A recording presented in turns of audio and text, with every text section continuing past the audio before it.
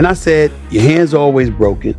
You ain't known for your punching power since you moved up from lightweight to welterweight. Why are you so sure you're going to do this? It's wild, because if you look at Floyd's resume, it's much deeper than Crawford's. And Floyd was faster and he had a better defense and all that stuff.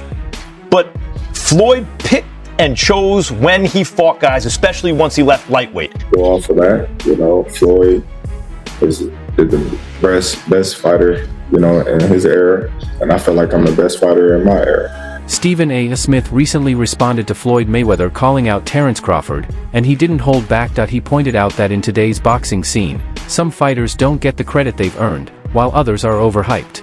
In his view, Crawford is one of those elite fighters who deserves much more recognition for what he's achieved. Stephen also noted that age matters. Mayweather is no longer at his peak, and that should be part of the conversation. Instead of comparing the two or creating unnecessary hype, Stephen says the focus should be on Crawford's incredible run and the way he continues to dominate the sport. Think about what he had to say about you when he said, you're way better than Floyd Money Mayweather. I know you heard that he said that. What thoughts came to your mind when you heard that Canelo Alvarez said that about you? Hey, that's a big compliment. He's been in the ring with both of us, so he would know, from his own experience. A lot of people they can say this, they can say that, but there's only a few people that can say they've been in the ring with Terence Crawford and Floyd Mayweather and give their own. Shane Mosley recently compared Terence Crawford and Floyd Mayweather, pointing out that Crawford has a natural size and strength advantage. According to Mosley, Crawford is the bigger, stronger fighter, especially at welterweight, giving him an edge that Mayweather didn't have in that division. At the same time, he gave credit to Mayweather's incredible skill, saying Floyd made up for any physical disadvantage with sharp technique, smart defense, and top-level ring IQ. In Mosley's view, Crawford's power is a major factor, but Mayweather's success came from pure talent, strategy, and the ability to outthink his opponents. Who do you think's better out of those two, Crawford or Mayweather? I think Crawford is better, bigger. He's actually taking more of a weight class, and I would say Crawford is a better fight all around fighter. Mayweather's really good too, though. You can't knock him as well.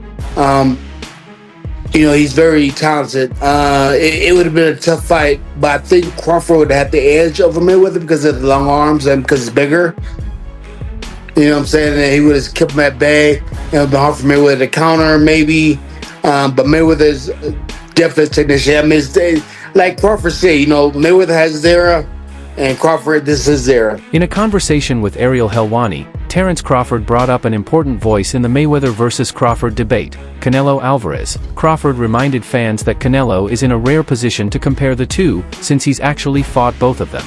And that makes his opinion matter. He also explained that the situations were very different. Mayweather fought a young, less experienced Canelo, while Crawford faced him as a fully established champion at 168 pounds. Despite the size difference, Crawford came out on top, showing he could handle a much bigger opponent. What stood out most to Crawford was Canelo admitting that he felt more power from him than from Floyd. For Crawford, that's just more proof that greatness can't be measured by a single fight. It depends on the era and the context. It was cooking right there, because there was this thought, this prevailing thought that the smaller man always loses to the bigger man. This was repeated time and again throughout the fight week. And he proved that that's not the case.